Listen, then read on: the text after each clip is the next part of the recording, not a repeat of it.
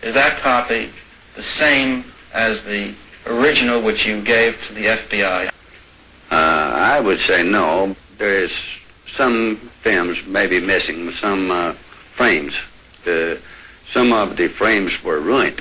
Did you think at that time that the shots came from the book depository building? No, I thought it came from a fence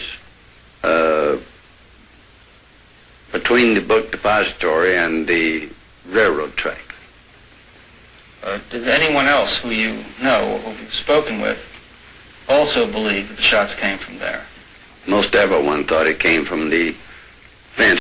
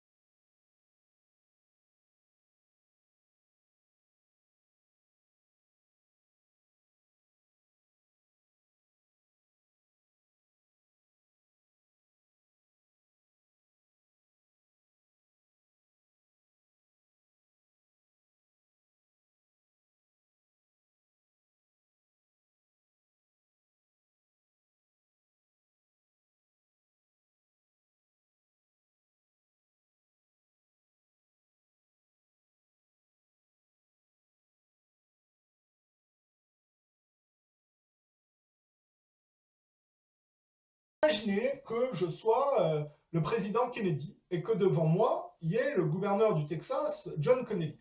Kennedy et Connally avaient sensiblement la même taille, mais avec la perspective, Kennedy était un peu plus en hauteur.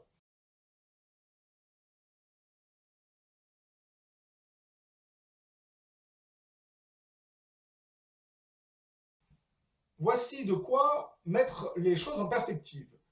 La limousine présidentielle suit cette trajectoire. Selon la version Warren, Oswald se situe au 6e étage du dépôt de livres du Texas. C'est la version américaine, le 6e étage, puisque si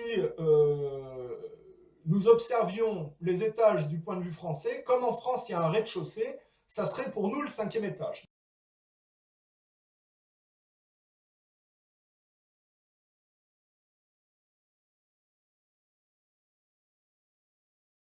Donc, si la limousine va dans cette direction, Oswald est en hauteur à l'arrière droit de la limousine présidentielle.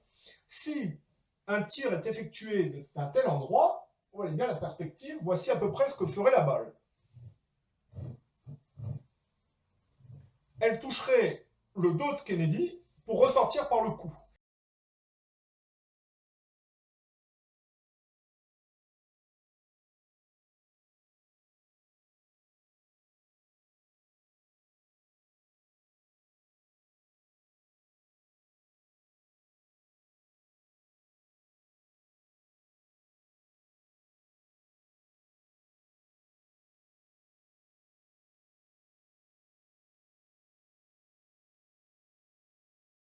Mais pour ensuite taper le gouverneur Connelly à l'arrière dans l'omoplate droit et de ressortir par une trajectoire descendante après avoir perforé le poumon pour aller se ficher dans le poignet, le fracturer, puis de faire une trajectoire avec un virage qui la fait aller se ficher dans le fémur gauche, si vous voulez, il faudrait que la balle ait amorcé 2 virages.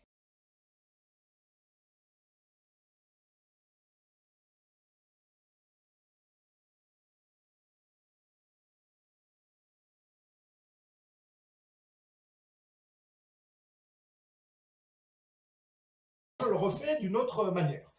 La balle qui vient de derrière tape Kennedy dans le dos. Elle ressort par le cou, puis elle va se ficher dans l'omoplate droit de Connelly. Elle ressort après avoir perforé le poumon, et dans une trajectoire descendante, Connelly, qui a son poignet comme ça, voit son poignet droit fracturé. La balle ricoche ensuite vers le fémur gauche de Connelly. On voit bien que la balle magique, qui est une des 3 balles avancées par la commission Warren et notamment un des membres, pas des membres directs, mais un des types qui travaille pour la commission Warren, s'appelle Arlen Specter.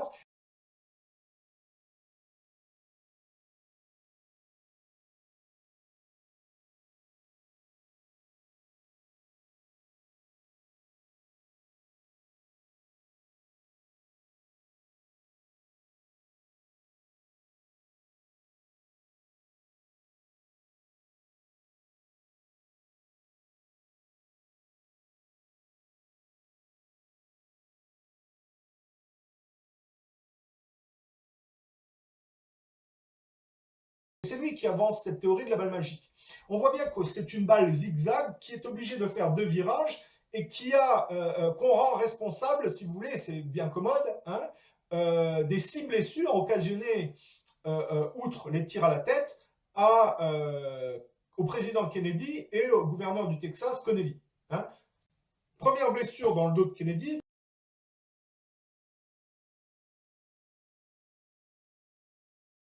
Deuxième au cou. Troisième dans le dos de Connelly, donc l'omoplate droit.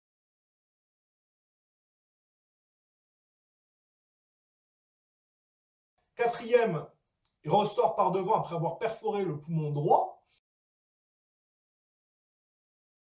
Cinquième, la fracturation du poignet de Connelly. Et sixième, le fémur gauche est raflé. Donc vous voyez bien que quand on travaille sur la balistique et sur la trajectoire des balles, impossible qu'une balle qui vient de cette direction à l'arrière de la limousine et qui taperait le dos de Kennedy fasse ensuite, après être ressortie par le cou, un zigzag pour aller taper le gouverneur Connelly dans le dos, ressortir par le devant après avoir perforé le poumon, puis ensuite la balle va fracturer le poignet droit de Connelly et la balle va ensuite faire encore un virage pour aller taper le fémur gauche de Connelly.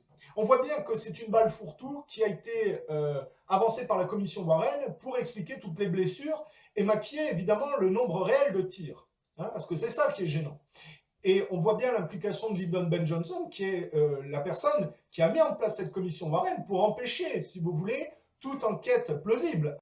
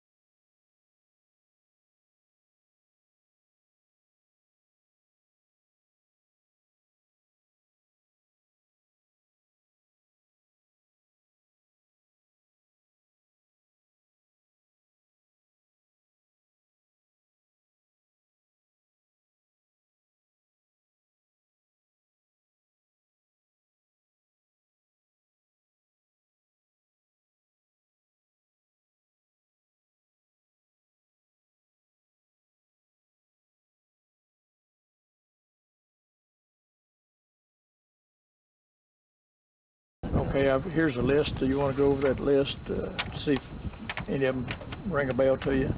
Well, let's see. I've already named Clint, Hunt, Lyndon came in, McCloy, Nixon, Jagger Hoover, I have said, Bill Decker, the sheriff of it's Dallas County, Cliff Carter, and Malcolm Wallace.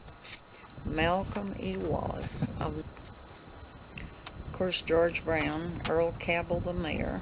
Earl Cabell. Who was Earl Cabell? Earl Cabell? Cabell was an old Dallas family. And his brother was Pierre Charles Cabell. And he was in the CIA, deputy director, I think it was. And John Kennedy fired him over that Cuba, the Bay of Pigs. And Allen W. Dulles, too, I think, was involved in that. So they fired Cabell, and that was a real raw spot with Earl Cabell, who at that time was mayor of Dallas and later went on to be congressman. But there was some real bad blood there.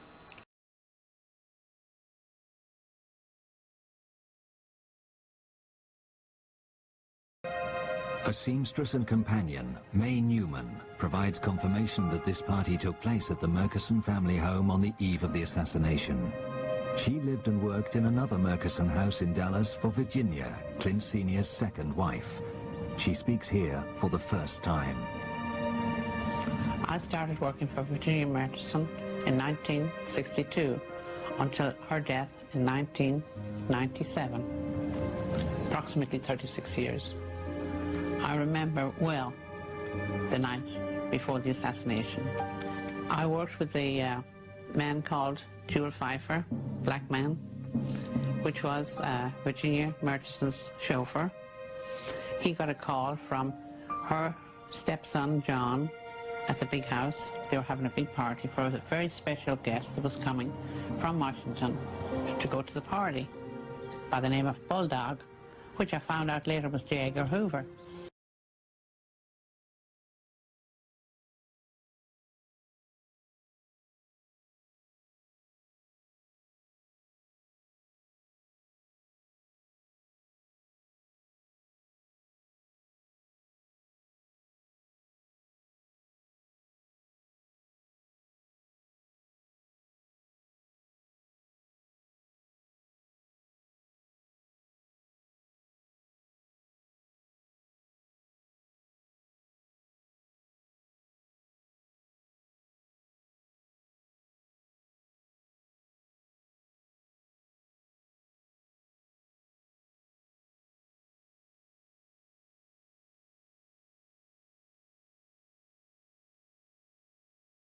The assassination had not happened that day, Lyndon Johnson would have been in bad power problems. when he got to Washington, you know what? Of course, we didn't have the communications in those days. The first thing that Lyndon did, he went to find out what the House and Ways Committee, what they did that day. That was his first step. He was concerned. So he knew that they're fixing to indict him. Oh, sure.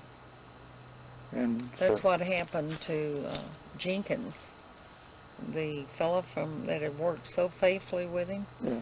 He was going to testify against Lyndon. So what they do, they set him up as a homosexual, and they destroyed him. Henry Marshall. Henry Marshall. Yeah, Henry. Yeah, I knew Henry. He was going to testify too, and they said he killed himself, but I've never understood how he could take a .22 and shoot 5 bullets into his stomach. A bolt-action .22 rifle. His bolt-action. Yeah, I knew Henry. Well, they found him dead on the ranch. Yeah. But he was agricultural. Right. There were 3 or 4 of those guys that were involved in it. The word is that he was going to testify about the kickbacks to Johnson from the agriculture programs. Mm-hmm.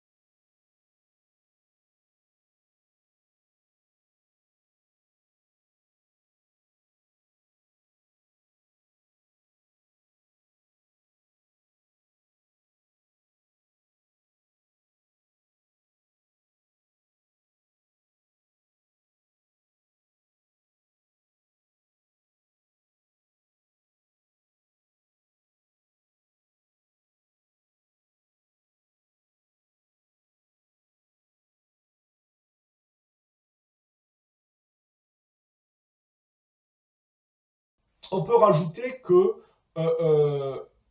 ça tenait tellement pas la route que un des membres de la commission Warren, qui est Gerald Ford, qui deviendra un futur président américain, a admis qu'il avait été obligé de changer la description des blessures au cou de Kennedy pour faire concorder, si vous voulez, l'entrée du dos avec la sortie au cou, si vous voulez. Car si à l'autopsie on a trafiqué, si vous voulez, en agrandissant le trou pour modifier l'emplacement,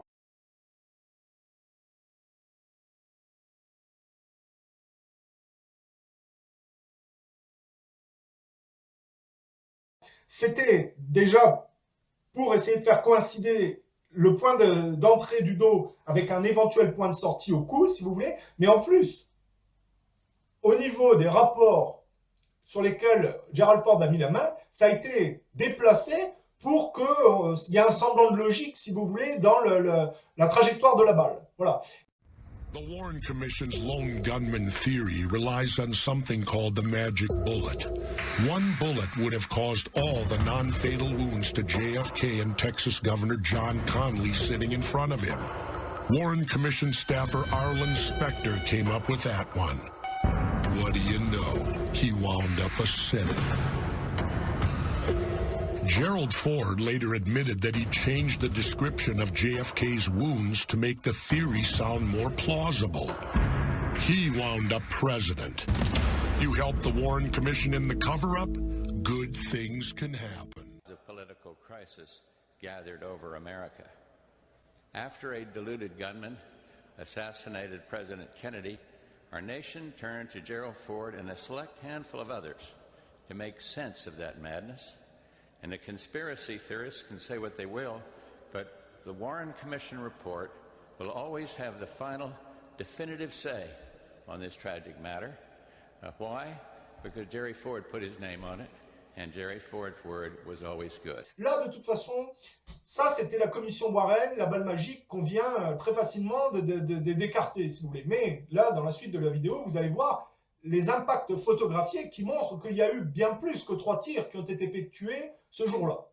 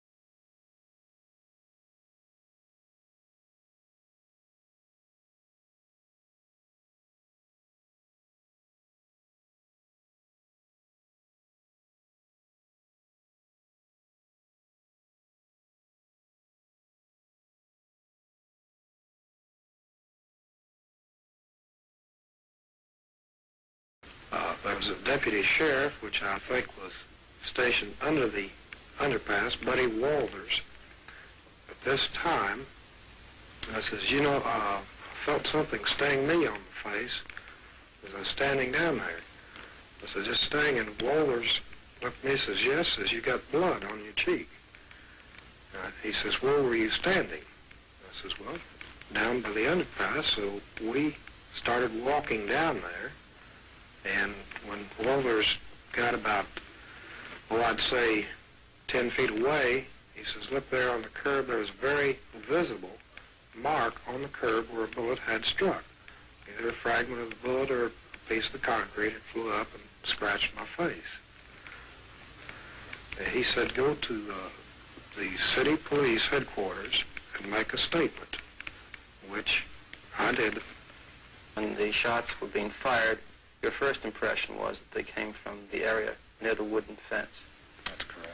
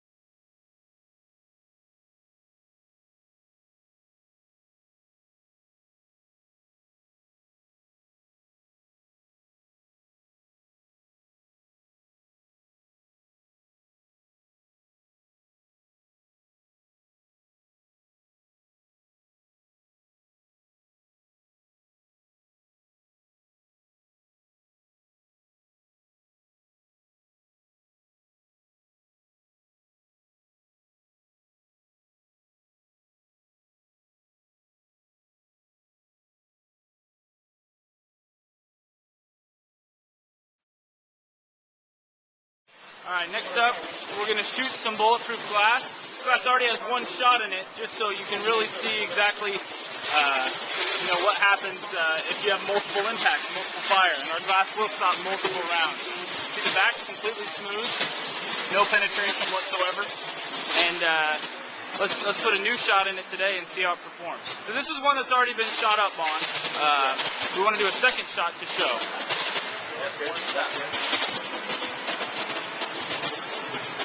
Okay, Bond is going to shoot for us here on the glass.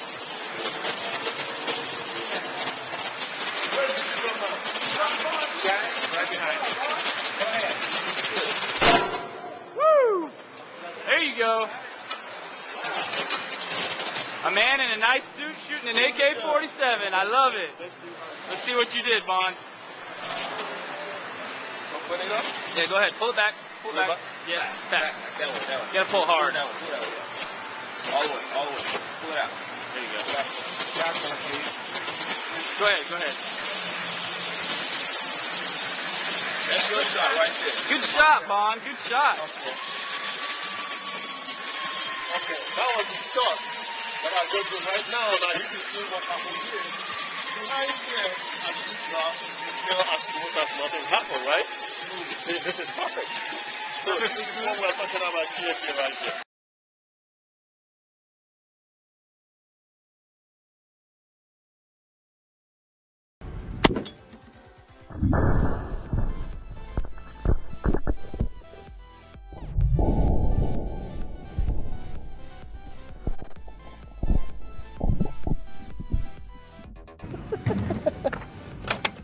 Clear. That put a pretty good sized mark on that glass. Oh yeah, it went right through it. Blew up the water. Messed it all up. Look at that. That's some of that fiery stuff. Whatever that was. Went right through it. Hello! And it destroyed the whole water we had over here.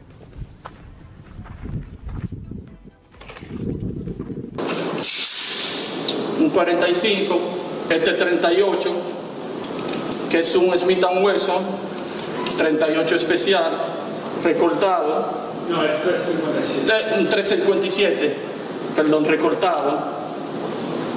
Que estas son las armas normalmente comunes en República Dominicana. Este es un Springfield 9 milímetros. Estas son las armas que servirán para la prueba. Loren.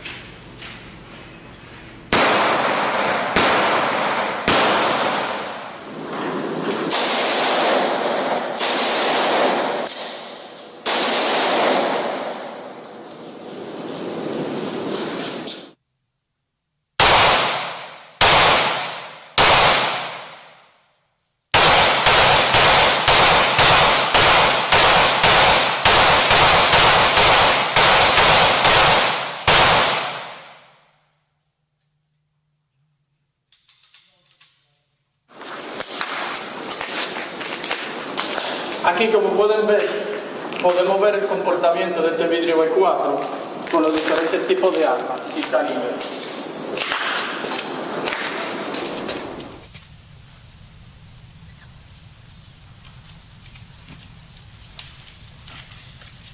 El cristal en su totalidad no tuvo ningún tipo de deformación al interior, es decir, que tiene una muy buena protección. Como pueden ver, puedo pasar la mano, en el cual no tiene ningún tipo de penetración.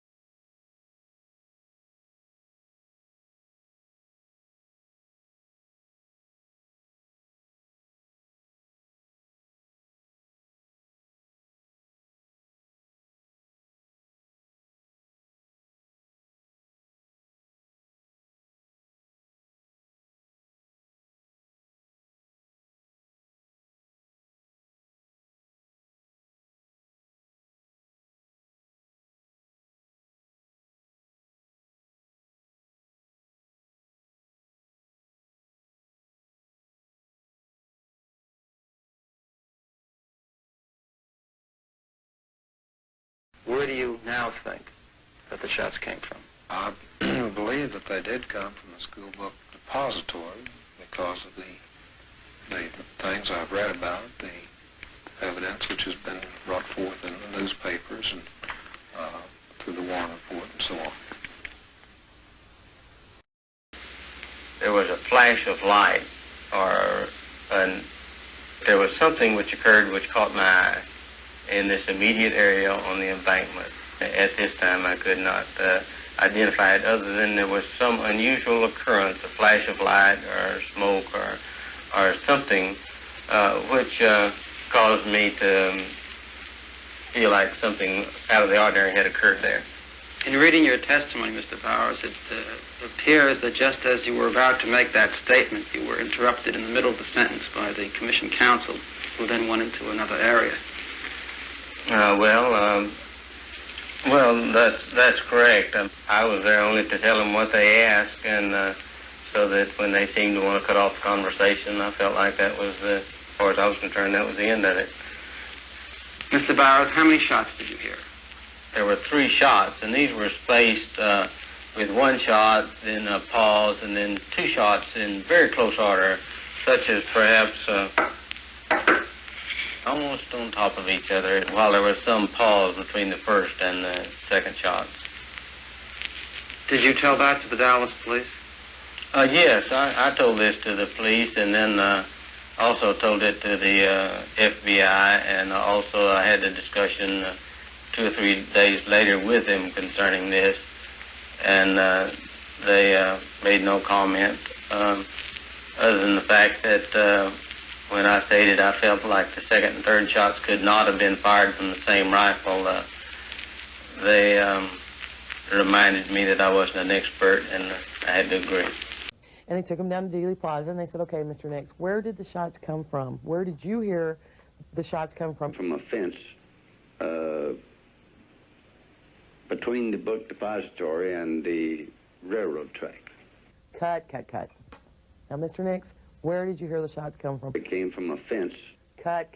They finally pulled him aside, this man did, and pulled him aside and said, now, Mr. Nix, what did the Warren Commission say? Where did they say these shots came from? From the book depository. And they said, that's right, and that's what we want you to say. And I remember riding home with him. He was so upset. I mean, he would hit the driving wheel, the steering wheel, and say, why?